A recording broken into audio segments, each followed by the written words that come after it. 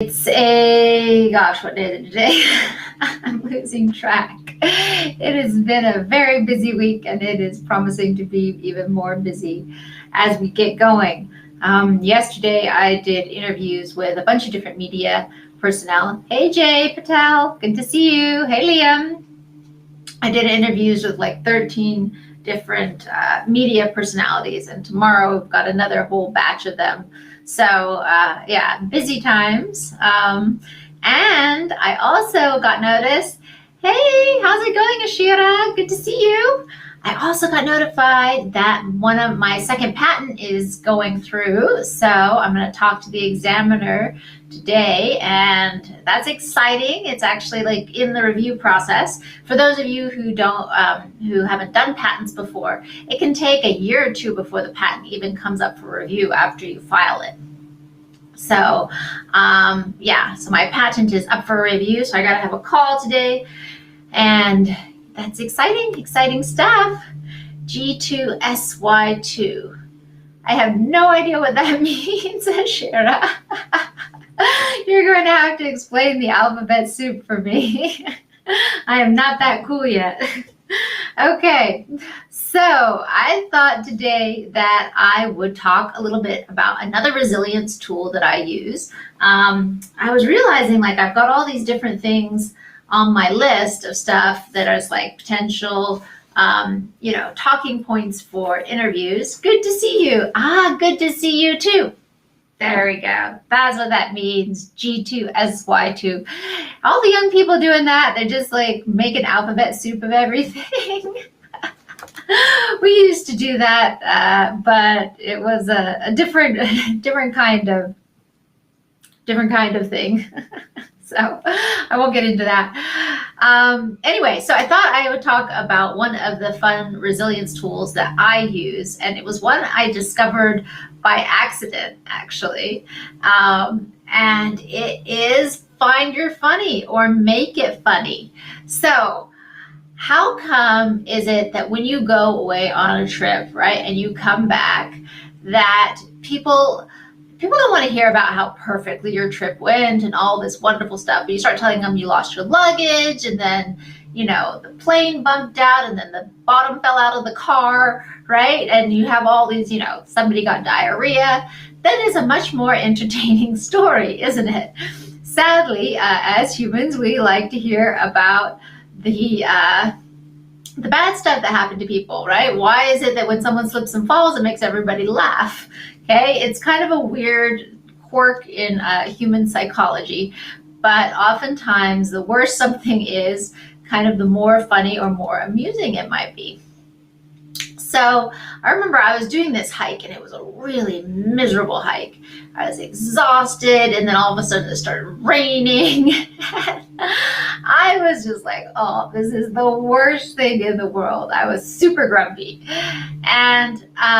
And then I started imagining telling the story to somebody. So I was imagining, we finished the hike, we were sitting around a nice warm fire at the bar or something, talking to people, and I was telling them all the miserable details of this hike. And, here we are walking, and then the rain starts pouring down, and then there's mud dripping off my toes and my nose, right? And so I started describing this whole thing in my head, and I started laughing, because I was imagining describing all the terrible, gory details and how funny the people sitting there listening to that would find it, right? Because we do find like other people's trial and discomfort often quite funny or amusing. So I realized that even then, in the middle of this really miserable hike, it was super uncomfortable, I actually started laughing, because I was like, hey, this is pretty funny when you think about it in the story that you're going to tell later, right? When you tell the story of all the terrible things that happened, it actually makes people laugh, and I started laughing. So I started laughing at the terrible thing while it was happening to me.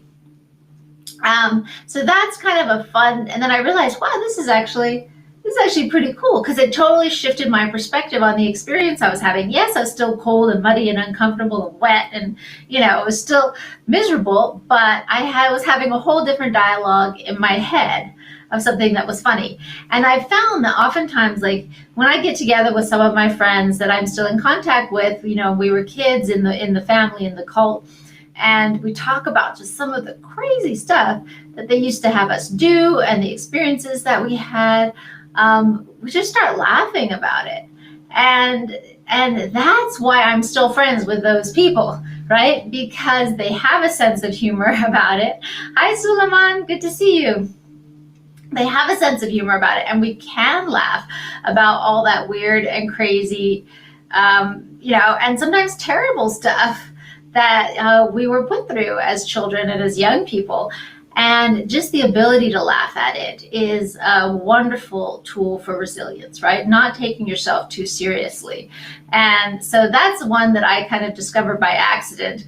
But I realized that I had that in me innately, the ability to laugh at the crazy, stupid, and terrible stuff that people do, and their crazy beliefs, and the stuff that happens to you. And oftentimes, yeah, Suleiman, it's been a while, man. And oftentimes it's easy for us to do that when we're looking back, right? When we have some distance from something, it's easier for us to laugh at it. But what I discovered on this hike is that you can laugh at it. You don't even have to wait till the experience is over. You can actually start laughing right in the middle of the terrible experience when you recognize what it is, right? And so that's what I was doing on this rainy, muddy, wet hike. I was imagining telling the story. So I started telling the story in a really funny way to my imaginary audience of this terrible hike that I had been on. And I was able to start laughing right in the middle of the hike. Right? So it just shows you how much our experience is part of our perception of the story we're telling ourselves about what it is and what it's like. It's not that there's not things oftentimes, I want to make a distinction, because there are things sometimes that are a real violation, right? And those, if they're violating one of those principles that we've taught, right? Violation of your body, your creations, the deal, then that's a different matter, right? That's an actual violation. We recognize it as such.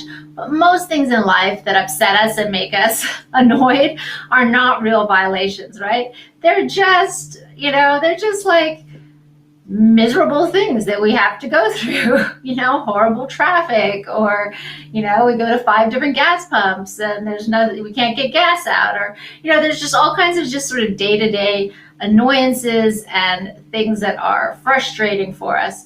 And if we can learn to laugh at those things in the middle of them, wouldn't our life be a lot better? Now, admittedly, I don't do this all the time, but when I can do it, then it really does help. So if you are going through something really miserable, try telling it as a story. Try imagining yourself telling it as a story to friends and people, and just think about how much they will enjoy that story of misery, right? Because it's a funny thing. I don't know, but it works.